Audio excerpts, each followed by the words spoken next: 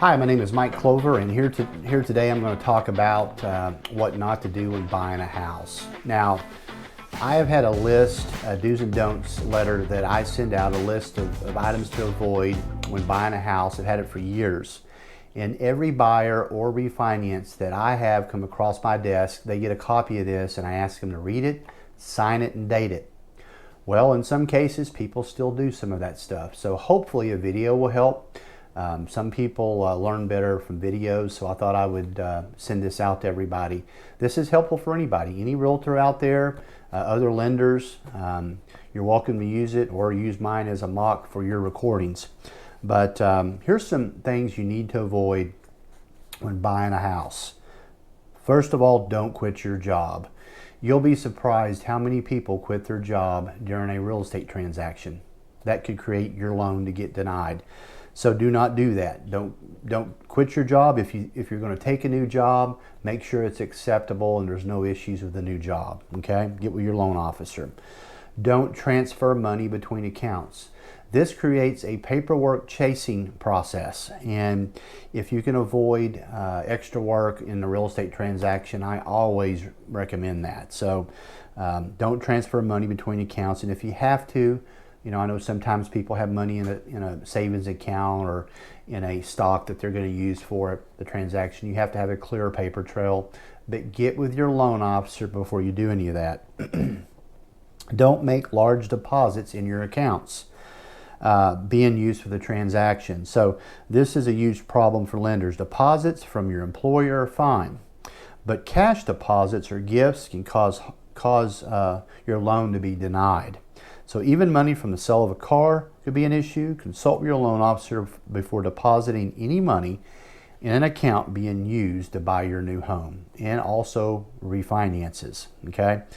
If you sell a car or other large item, keep careful records of the transaction. Write a dated, detailed bill of sale. Okay? This is from an underwriter, by the way. Along with giving a copy to your buyer, have him or her sign and date a copy for your records.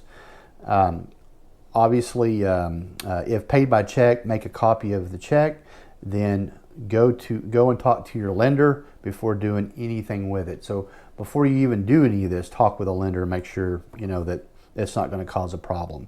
Don't be late on any obligation. Towards the end of the transaction, all lenders do a credit refresh, and anything can come up. So just make sure that's clean and you're paying all your obligations on time. Don't buy anything beyond the essentials, groceries, gasoline, things like that. This is not the time to run up a credit card balance or deplete a checking account by buying large items, or replenishing your wardrobe or anything that's unnecessary. Don't go shopping and allow a salesperson to access your Social Security number, because they're going to run your credit, if you're trying to get something on credit. So avoid that, because that's an inquiry and could create issues. You can buy furniture and things like that for your house after your loan has closed and funded. Remember that. Make sure the loan is closed and funded before you do anything, okay? Don't lease a new car. A lease is a financial obligation, so it will hurt you just as much as purchasing a new car. Don't use your credit cards. Avoid that if you can. Don't take a vacation. Reserve a car rental, airline tickets, etc. Because all this will increase your debt load and your payment on your card, so that could create a problem.